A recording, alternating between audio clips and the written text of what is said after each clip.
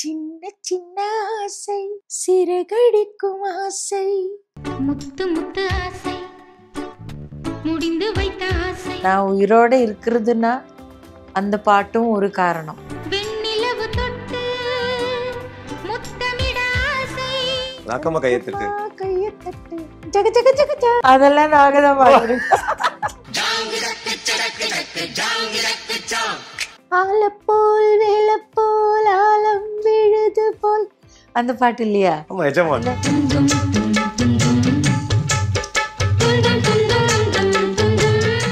இஞ்சீடு பழகா மஞ்ச செவ பழகா வெறும் காத்து தாங்க வருது. மறக்க மனம் வாய்ஸ் போன டைம்ல நிறைய தடவை நான் உயிரோட இருக்கணுமா வேண்டாமா யோசனை செஞ்சு தப்பான ஏதாவது முடிவெடுத்தா என்னோட குடும்பம் அவங்களுக்கும் கெட்ட பேராயிடும் இல்லையா? வாய்ஸ் போயிட்டு எனக்கே ரொம்ப பயம். ஸ்டுடியோக்கு போறது பாடுறதெல்லாம் நானே எல்லாத்தையும் அவாய்ட் பண்ணிட்டு இருந்தேன். பாடகின்னா என்ன, மூலதனம் வாய்ஸ். அது இல்லாம எவ்வளவு நாள் இருக்க முடியும்? மணமகளே மணமகளே வாழும் காலம்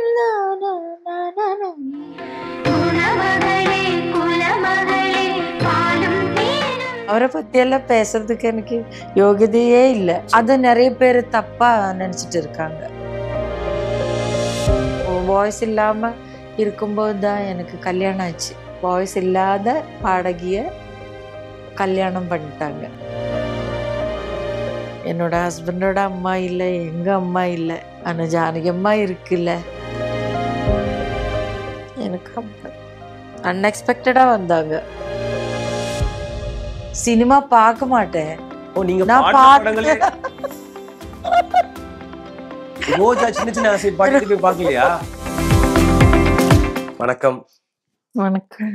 உங்களுடைய ஒரு பெரும் கூட்டம், லட்சக்கணக்கான ரசிகர்களே சொல்லலாம் தமிழ்நாட்டை பொறுத்த வரைக்கும். அவங்க எல்லாருடைய கேள்வி வந்து மின்மினி எங்க இருக்காங்க, என்ன பண்றாங்க அப்படின்றது தான் லட்சக்கணக்கான ரசிகர்களோட ஆவலா இருக்கு. ஸோ அதுக்கான பதில நீங்களே சொல்லிடுங்க. காணோம்.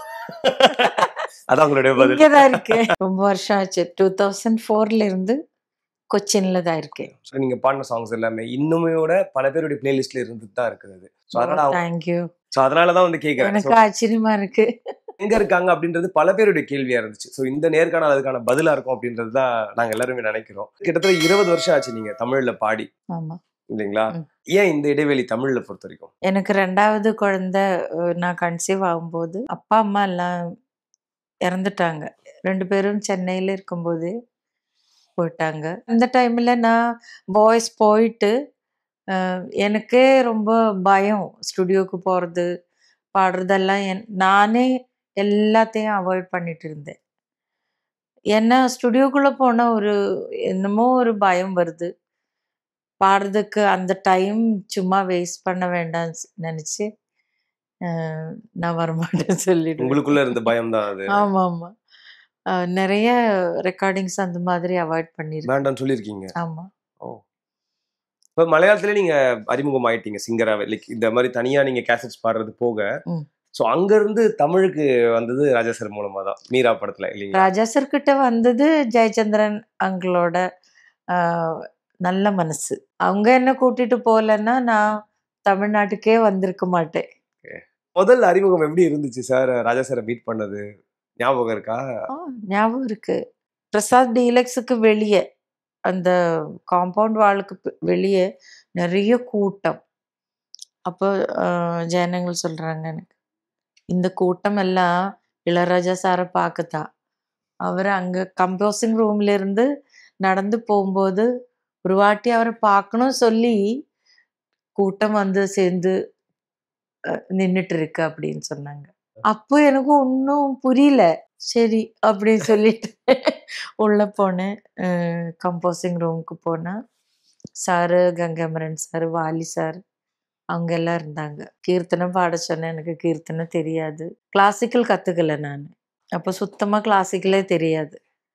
அப்போ தெரிஞ்ச சாங் பாட சொன்னாங்க. இன்னொரு பாட்டு கூட பாடினேன். அப்போ சார் கொஞ்ச நேரம் யோசனை பண்ணிட்டு அப்பா கிட்ட சொன்னேன், நீங்க ஊருக்கு போக வேண்டாம், இங்கே இருந்தா நிறைய ஒர்க் இருக்கும் அப்படியெல்லாம் சொன்னாங்க. அதுதான் ராஜா சார்.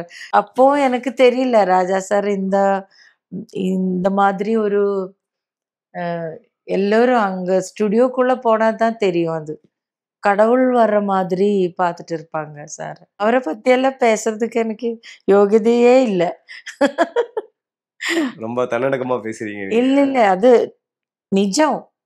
இல்ல அது நீங்க அவரோட நிஜம். ஒர்க் பண்ணிருக்கீங்க, நிறைய சாங்ஸும் ஒர்க் பாடிருக்கீங்க. பண்ணதெல்லாம் ஒன்றும் தெரியாம ஒர்க் பண்ணேன். இது யாரு, இவரு எப்படிப்பட்ட ஞானி, அதெல்லாம் எனக்கு தெரியல. இப்ப 92ல இந்த படம் ரிலீஸ் ஆச்சு. மீரா வந்து அதான் லவ்னா லவ் சாங் தான் உங்களோட முதல் பாடல். அதே காலகட்டத்திலேயே வந்து ரோஜா நடக்குது. இந்த பக்கம் தேவர் மகன்ல இஞ்சி இடுப்பழகா. ஸோ முதல்ல உங்களை வச்சு தான் ரெக்கார்ட் பண்ணாரா ராஜா சார்? இல்ல இல்ல இல்ல இல்ல இல்ல இல்ல. இல்ல எனக்கு சத்தியமா அது எப்படி நடந்ததுன்னே தெரியாது. சொல்றேன் நான். கௌசல்யான்னு சொல்லி ஒரு அக்கா இருக்காங்க, கமல் சார் இருந்தாங்க, நானும் இருந்தது. கௌசல்யா அக்காவும் நானும் ஒரே மாதிரி தான் பாடினாங்க. ஒரே போர்ஷன் 2 பேரையும் பாட ஓ, வச்சாங்க. நீங்க உங்களை ரெக்கார்ட் பண்ணது அந்த போர்ஷன் மட்டும் தான்? ஆமா ஓ, ஆமா. ஓகே. அதே அந்த போர்ஷன் மட்டும். மத்தபடி ஜானகி அம்மா தான் பாடியிருக்கேன் ஃபுல் அது சாங். அப்ப இருந்தாங்க நீங்க அந்த டைம்ல அவங்க இன்னொரு ரெக்கார்டிங். வெர்ஷன் கூடி இருக்கு, ஜானகி அம்மா தனியா ஆமா ஆமா பாடினது. ஆமா ஆமா தனியா இருக்கு. ஆமா. அப்ப வந்தாங்களா ஸ்டுடியோக்கு? நீங்க இருக்கும்போது அவங்க ரெக்கார்ட் பண்ணாங்களா song? ஜானகி அம்மாவா? இல்ல, கமல் சார் இருந்தாங்க. அவர் இருந்தாரு. ஆ. அந்த எக்ஸ்பிரஷன் எல்லாம் சொல்லி கொடுத்தது சார் தான். இஞ்சி இடுப்பழகால நீங்க பாடின அந்த முதல் ஃபியூ லைன்ஸ் எங்களுக்காக. ட்ரை பண்றேன். இஞ்சி இடுப்பழகா,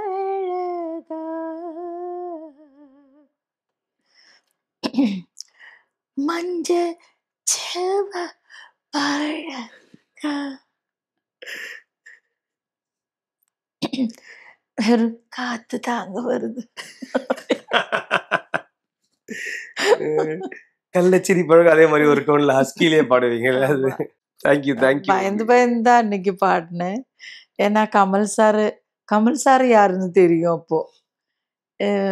மலையாளத்துல நிறைய மிகப்பெரிய ஆமா ஆக்டர் அவர் ஆமா 70sல இருந்து. சாரை பார்த்துருக்கு. அதனால ஒரு பயம் இருந்தது அன்னைக்கு. கூட சேர்ந்து பாடுற மாதிரி இருந்துச்சா அப்ப? அவர் சார் வந்து இல்ல இல்ல அது இல்ல, தனித்தனியா தான் எடுத்தாங்க. அதெல்லாம் ஜானகி அம்மா தான் பாடியிருக்காங்க. இல்ல இனிஷியலா அவர் பேசும்போது சொல்றேன். அதுக்கப்புறம் பேசும் உடனே பேசும் ஆமா மறக்க ஆமா ஆமா. அதை கேட்டேன். மறந்துடுவே நீங்களே, அந்த அதெல்லாம் அப்பதான் ரெக்கார்ட் பண்ணது. அப்ப அந்த சாங் மிகப்பெரிய ஹிட். ஜானகி அம்மாக்கு தேசிய ஆமா விருதெல்லாம் கிடைச்சது அந்த ஆமா. பாட்டுக்கு. உங்களுக்கு அவங்க குரல்ல அந்த முழு பாடல் கேட்டது எப்படி இருந்துச்சு அதுக்கப்புறம்? ஐயோ, எனக்கு உயிர் ஜானகி அம்மா தான். எனக்கு உயிர் எங்க அம்மா தான். எனக்கு இப்போ என்னோட ஹஸ்பண்டோட அம்மா இல்லை, எங்க அம்மா இல்லை, ஆனா ஜானகி அம்மா இருக்குல்ல. ஜானகி அம்மா அடிக்கடி ஃபோன் பண்ணுவாங்க.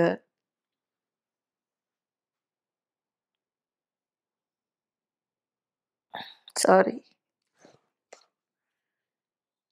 எனக்கு அம்மா பேசுவீங்க, அம்மா தான். அடிக்கடிக்கு பேசுவீங்க. மெசேஜஸ் பண்ணுவாங்க. நான் ஏதாவது பாட்டு பாடினா நான் அனுப்பி வச்சிடுவோம். எங்க வீட்டுக்கு வந்திருக்கு, ஓ, கேரளால. இங்க வந்திருக்கு. இந்த வீட்டுல வந்திருக்காங்க அம்மா. அன்எக்ஸ்பெக்டடா வந்தாங்க. நான் 2 வாட்டி ஹைதராபாத் போய் அம்மாவை பார்த்துட்டு வந்தேன். இங்க வந்துதான் பழக்கமா உங்களுக்கு? அதாவது தேவர்மன் காலகட்டத்தில் அதுக்கு முன்னாடி உங்களுக்கு தெரியுமா? நீங்க தெரியாது தெரியாது. சென்னைக்கு வந்ததுக்கு அப்புறம் தான் அம்மாவை தெரியும். பழக்கம் ஆமா. சேர்ந்து கூட அது வந்து ராஜா தேவா சாரோட ஒரு சாங் வந்து நான் பாடிட்டு இருக்கும்போது ஜானகி அம்மா ஸ்டுடியோக்குள்ள வந்தாங்க. ஓகே. அப்போ என்னோட வாய்ஸ் கேட்டது யாரு அப்படின்னு கேட்டு நான் பாடிட்டு பேகெல்லாம் எடுத்துட்டு கிளம்புற டைம். அப்போ புது பாப்பா வந்திருக்காங்க மினி. அப்போ என்னை வந்து பார்த்துட்டு நீ நல்லா பாடுற, காட் பிளஸ் யூன்னு ஆசீர்வாதம் பண்ணாங்க. அன்னைக்குதான் ஜானகி அம்மாவை பார்த்தேன். அன்னில இருந்து இன்னும் அந்த ஆமா அந்த பாண்டிங் இன்னும் இருக்கு ஆமா. இல்லையா? 30 இயர்ஸ் மேல. ஜானகி அம்மான்னு சொன்ன உடனே உங்களுக்கு எமோஷனல் ஆயிட்டீங்க இல்லையா? நீங்க அவ்வளவு பிடிக்கும். அந்த அந்த சாங்குக்கு அவங்களுக்கு ஒரு நேஷனல் அவார்ட் கிடைச்சது தேவர் மகன்ல. ஆனா அவங்க அதுக்கப்புறம் ஒரு இடத்துல சொல்லியிருந்தாங்க, அதே வருஷம் வந்து ரோஜால வந்து சின்ன சின்ன ஆசை பாடின மின்மினி அவ்வளவு அழகா பாடி இருந்தது அந்த பொண்ணு. அது கிடைச்சிருந்தா ரொம்ப சந்தோஷப்பட்டிருப்பேன் நானு அப்படின்னு சொல்லி சொன்னாங்க. அது அடிக்கடி சொல்லுவாங்க அம்மா. ஆஹ் எப்ப என்ன பார்த்தாலும் அது சொல்லிட்டே இருப்பாங்க. ஆனா அது அம்மாவோட நல்ல மனசால சொல்றது. அவங்க எல்லாம் இருக்கும்போது ஒரு பாடகியா வந்ததே பெரிய விஷயம். நான் அவங்க இருக்கும்போது அவங்களுக்கு மேல ஒரு நேஷனல் அவார்டு எனக்கு எதுக்கு? நான் அதெல்லாம் நினைக்கவே இல்லை, நினைச்சு கூட பார்க்கல. ஆனா அந்த காலகட்டம் பாருங்க, இப்ப நீங்க ரோஜா, தேவர் மகன் 2 படத்துலயுமே உங்களுடைய குரல் நீங்க பாடியிருக்கீங்க நீங்க. இசை சம்பந்தப்பட்டு 3 விருது அந்த 2 படத்துக்கு அந்த வருஷம் கிடைச்சது. இப்ப ரோஜால ஏ.ஆர். ரஹ்மான் சார் சிறந்த தேசிய விருது சிறந்த இசையமைப்பாளருக்கு வாங்குறாரு. வைரமுத்து சார் சிறந்த வரிகளுக்கு வாங்குறாங்க. இங்க ஜானகி அம்மா பின்னணி குரலுக்கு வாங்குறாங்க. இந்த 2 பாடல்லையுமே மின்மினி அவங்க வந்து பாடியிருக்காங்க. அவங்களுடைய பங்கு இருக்கு. இல்ல நான் பாடின வெர்ஷனுக்கு அல்ல அம்மாவுக்கு தனியா அவங்க பண்ண சொன்னாங்க. அதுல படங்களுக்குன்னு சொல்லி அது நிறைய பேர் தப்பா நினைச்சிட்டு இருக்காங்க. அம்மா தனியா பாடி இருக்கிற வெர்ஷனுக்கு தான் அம்மாவுக்கு நேஷனல் அவார்டு. நான் பாடின வெர்ஷன் கமல் சாரும் பாடி இருக்காரு இல்லையா? அம்மா தனியா பாடி இருக்க, சோலோ இருக்கு, அதுக்குதான் நேஷனல் அவார்டு வந்திருக்கு. ராஜா சார் வந்து உங்களை பேரை வந்து மின்மினின்னு மாத்துறாங்க, தொடர்ந்து நீங்க பாடுறீங்க, அந்த பாடல்கள் எல்லாம் பெரிய வரவேற்பு கிடைக்குது. பட் 92ல இந்த அலை ஏ.ஆர். ரஹ்மான் அப்படின்ற ஒரு அலை வந்ததுக்கு அப்புறம் ரோஜான்ற படம் மூலமா, அதுவும் குறிப்பா இந்த சின்ன சின்ன ஆசை வந்து காலத்துக்கும் நின்று, ரோஜா படத்துடைய ஆல்பம் மொத்த சாங்ஸுமே அப்படிதான். பட் குறிப்பா பர்டிகுலரா இந்த சாங் வந்து அவரை இன்ஸ்டன்டா வந்த உடனே என்னன்னு எல்லாருக்குமே திரும்பி பார்க்க வச்சுது. அது என்ன மாதிரி ஒரு அடையாளத்தை உங்களுக்கு கொடுத்துச்சு அந்த பாட்டு? இப்போ நான் வாழ்ந்துட்டு இருக்கிறது அந்த ஒரு சாங்கோட அந்த நேம்ல தான். பேர் வச்சது ராஜா சாரு. ஆனா அந்த பேரு வந்து உலகம் பூரா தெரியற அளவுக்கு தெரிய வச்ச பாட்டு சின்ன சின்ன ஆசை. நான் யாருக்கு நன்றி சொல்லணும்னு தெரியாது. 2 பேருக்குமே சொல்லிடலாம். இல்ல, அது கடவுளுக்கு எவ்வளோ நன்றி சொன்னாலும் மதி வராது. ஏன்னா எதுவுமே தெரியாத ஒரு வயசுல நான் பாடின பாட்டு அது. இதுவரைக்கும் நான் உயிரோட இருக்கிறதுனா அந்த பாட்டும் ஒரு காரணம். அந்த பாட்டு அந்த அளவுக்கு என்ன தெரிய வச்சாங்க.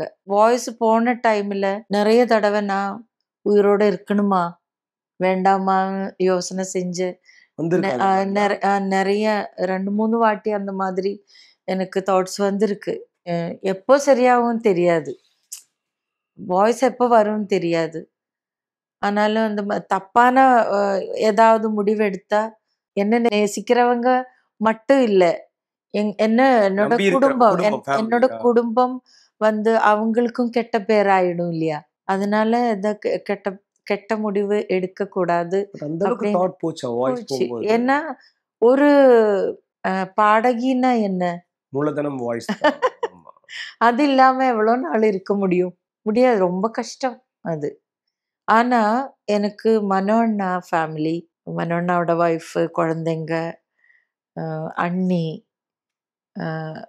அண்ணாவோட சிஸ்டரு, ஹஸ்பண்டு, மனோண்ணாவோட அண்ணாவோட ஒய்ஃபு, அவங்க குழந்தைங்க, இவங்கெல்லாம் எனக்கு என்ன சொல்றது, ஒரு கோட்டை கட்டின மாதிரி என்ன பாதுகாத்தாங்க அந்த டைம்ல. அது எனக்கு ஞாபகம் இருக்கிற வரைக்கும் மறக்க முடியாத ஒரு காரியம். அப்புறம் அதுக்கப்புறம் வாய்ஸ் இல்லாம இருக்கும்போது தான் எனக்கு கல்யாணம் ஆச்சு. அப்போ பாடகிய கல்யாணம் பண்ணிக்கிட்டு சொல்ல முடியாது, வாய்ஸ் இல்லாம எப்படி பாடகின்னு சொல்ல முடியும்? வாய்ஸ் இல்லாத பாடகிய கல்யாணம் பண்ணிட்டாங்க. அது 91ல எனக்கு கல்யாணம் ஃபிக்ஸ் ஆயிடுச்சு. அப்போ நான் பாடிட்டு தான் இருக்கேன், ரொம்ப பிஸியா இருந்த டைம். ஆனா கல்யாணம் நடக்கிறது வந்து 95 டிசம்பர். அப்போ ஃபுல்லா ரெக்கவர் ஆகல நீங்க? இல்ல, வாய்ஸே இல்ல சுத்தமா. அந்த டைம்ல தான் கல்யாணம். இப்போ பல காரணங்கள் இருக்கு உயிரோட இருக்கிறதுக்கு. ஆனா மெயின் காரணம் அந்த பாட்டு எவ்வளோ பேரோட அன்பு எனக்கு கிடைச்சிருக்கு இந்த பாட்டுனால. அந்த காலகட்டத்துல நீங்க லைக் வாய்ஸ் பத்தி சொல்லிட்டு இருந்தீங்க, நம்ம பாடின பாடல்களை கேட்டுட்டு இருந்தீங்களா அந்த டைம்ல? இல்ல, கேட்க மாட்டீங்க. கஷ்டமாயிடும் மனசு. அதனால தான் கேட்டேன் நான். தவிர்த்துருவீங்க. என் பாட்டு மட்டும் இல்ல, யாரோட பாட்டும் கேட்க மாட்டேன். பாட்டே கேட்க மாட்டேன் நானு.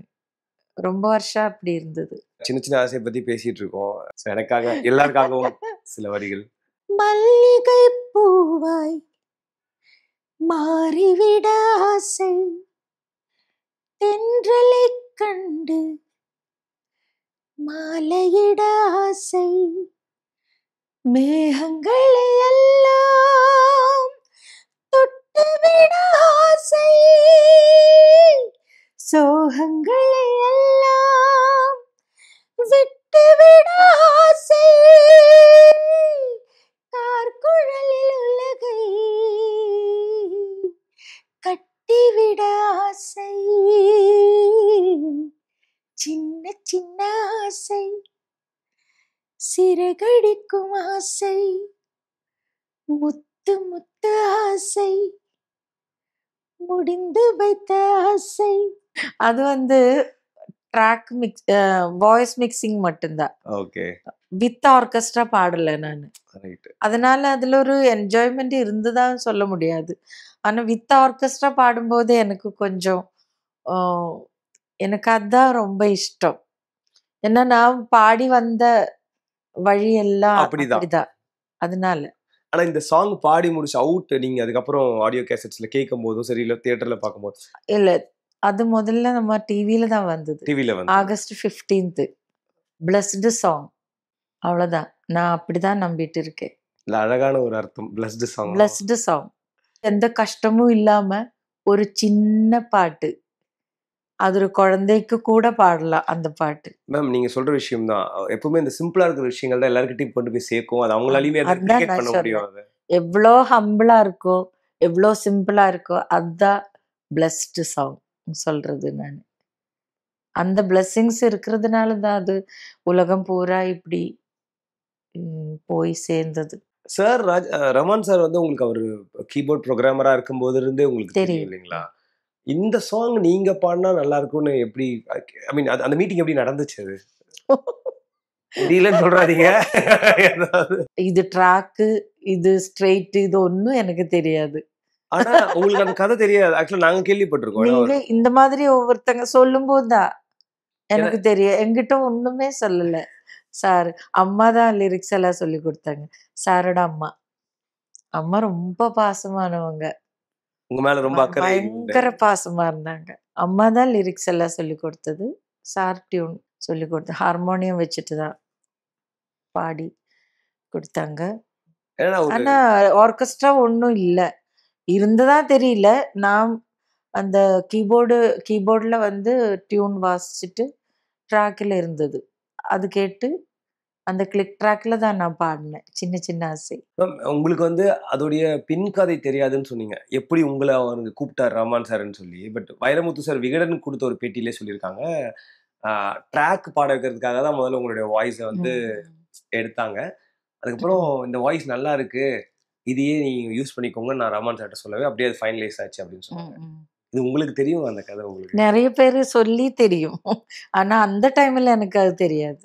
தொடர்ந்து ராஜா சார் உங்களுக்கு நிறைய பாடல்கள் கொடுத்தாங்க. அந்த அவர் ஆரம்பிச்ச அந்த மீரால இருந்து திருமதி பழனிசாமி ஆகட்டும், பிள்ளை பாசம், எல்லாம் தொடர்ந்து பாடிட்டு இருந்தீங்க. இப்ப நீங்க தேவர்மன் எடுத்துட்டாலே அதுல மணமகளே சாங் எவ்வளவு அழகான ஒரு சாங். அது அவங்களை கல்யாணம் பண்ணி கூட்டிட்டு வர்றது எப்படி இருக்கு? சிந்து, சுனந்தாக்கா, அப்புறம் தேவி, லேகா எல்லாம் நல்ல சிங்கர்ஸ் தான் அவங்க.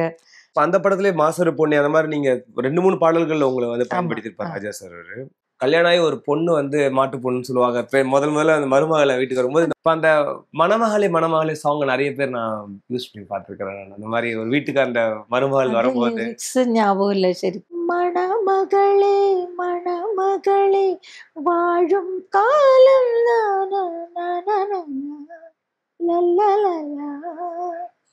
குலமகளே குணமகளே பாலும் தேனும் நாளும் பொங்கிடுமே பொங்கிடுமே. தொடர்ந்து பாடுறது அது மட்டும் இல்ல, நிறைய படத்துல பாடி இருக்க அந்த மாதிரி. ஆலப்போல் வேலப்போல் ஆலம் விழுது போல் அந்த பாட்டு இல்லையா? ஆமா எஜமான். அதுல தும் தும் தும் தும் தும் ஆஹா அந்த கோரஸ் எல்லாம் நாங்க தான் இன்னும் பாடியிருக்கோம். கொஞ்சம் பாடுங்களேன். அது சூப்பரான ஒரு கோரஸ். தும் தும் தும் தும் தும் தும் தும் தும் தும் தும் தும் தும் தும் தும் தும் தும். ஞாபகம் இருக்கா அந்த மாதிரி இந்த மாதிரி ஒரு ஹம்மிங் சாருக்கு கோரஸ் பாடினது அந்த மாதிரி அந்த பேக்கிங் வோக்கல்ஸா? நிறைய சாங்ஸ்ல பாடியிருக்கு. சொர்ணா பாடின பாட்டு இருக்கு இல்லையா? நாக்கமா கையெழுத்து. கையத்தட்டு ஜக ஜக ஜக ஜா. அதெல்லாம் நாங்க தான் பாடியிருக்கோம். அப்படியா? சொர்ணாவும் நானும் சுலோஜனா அக்கா, இந்திரா அக்கா, பத்மா அக்கா. ஓ ஆமா. பாம்பேல தான் அந்த ரெக்கார்டிங் கரெக்ட் கரெக்ட். நடந்தது. ஆமா அப்புறம் கோரஸ்ல ஜங்கு வந்து ஜக்கு ஜக்குனா. ஜங்கு ஜக்கு ஜக்கு ஜக்கு ஜங்கு ஜக்கு சா. அப்ப திருமழிதி பழனிசாமி சொல்லும்போது இப்ப அம்மன் கோயில் வாசலிலே, ம். குத்தால குயிலே, இத வந்து ஓ, அந்தந்த ஃபோக் ஸ்டைல்ல அந்த படத்துல வந்து அந்த சாங்ஸ் எல்லாமே ரொம்ப மிகப்பெரிய ஹிட். அதெல்லாம் இப்ப ஆமா. வரைக்கும் ஊர்கள்ல எல்லாரும் கேட்கக்கூடிய பாடல்கள். எனக்கு பப்ளிக் ரிலேஷன்ஸ் கிடையாது. பப்ளிக்ல நான் போறது இல்ல. ஒரு நிறைய பேர் கூட பேசுனது இல்ல. ஒரு என்ன சினிமா மேகசின்ஸ் நான் படிக்க மாட்டேன். சினிமா பார்க்க மாட்டேன். ஓ நீங்க நான் பாடின படங்களே பாட்டு நிஜமாவா? இல்ல இப்ப நீங்க ரோஜா சின்ன சின்ன ஆசை பாடிட்டு போய் பாக்கலையா? எவ்வளோ நாள் கழிச்சு. ஐயோ ராமன் சார் பாத்ரூம் போற வீடியோ தெரியும். நிஜமா சொல்றேன். ஏன்னா எங்க வீட்ல அந்த மாதிரி ஒரு பழக்கமே கிடையாது. ஓ ஓகே தியேட்டருக்கு போய் படம் ஆமா, பாக்குறதுன்றது அப்படி கிடையாது. இல்ல. ஏன்னா ரொம்ப கூட்டமா இருக்கும். அதுல எல்லாம் கேர்ள்ஸ் தானே. நாங்க 4 நானும் கேர்ள்ஸ். பெண்களா? அதனால ரொம்ப ரேரா தான் கேரளாலயே படம் பார்த்துருக்கு. எவ்வளோ படங்கள் பாடியிருக்கானா, ஒரு படம் கூட அந்த மாதிரி போய் பார்த்தது எனக்கு ஞாபகம் இல்ல. இது ரோஜா பார்த்தேன். ரமன் சாரோட முதல் ஆல்பமே இப்ப ரோஜா எடுத்துக்கிட்டாலே அது தமிழ் மட்டும் இல்லாம தெலுங்கு, ஹிந்தி, மலையாளம் அப்படின்னு சொல்லிட்டு எல்லா லாங்குவேஜ்லயுமே அவர் வந்து அந்த சாங் ஆமா. வந்து ரீப்ரொடியூஸ் பண்ணி ம். பண்ணாங்க. இப்போ நீங்க தெலுங்குல நீங்க பாடுனீங்க, ஹிந்தில தெலுங்குல நீங்க ஐ பாடியிருக்கேன். திங்க் மலையாளத்துல சித்ரா மேம் பாடினாங்கன்னு நினைக்கிறேன் ஆமா. இல்லையா? சின்ன சின்ன சின்ன ஆசை. சின்ன ஆசை. ஸோ உங்களுக்கு முதல் அந்த மாதிரி அவர்கிட்ட ஒரு பாடுற முதல் பாட்டே வேற வேற மொழிகள்ல இப்ப நம்மளே பாடுறோம் நம்ம குரல்லே வருதுன்றது எப்படி இருந்துச்சு உங்களுக்கு அது? இது ஒரே பாட்டு 3 லாங்குவேஜ். இப்ப எப்படி இருக்குன்னு கேளுங்க. இப்ப எப்படி இருக்கு? அப்போ ஒண்ணும் தோணல. தெரியல. ஓகே. ஆனா இப்ப தெரியுது அது எவ்வளவு பெரிய காரியம் செய்ய வச்சிருக்காங்க என்ன. அது இதுக்கெல்லாம் எனக்கு வார்த்தை தெரியாது. சொல்ல தெரியாது.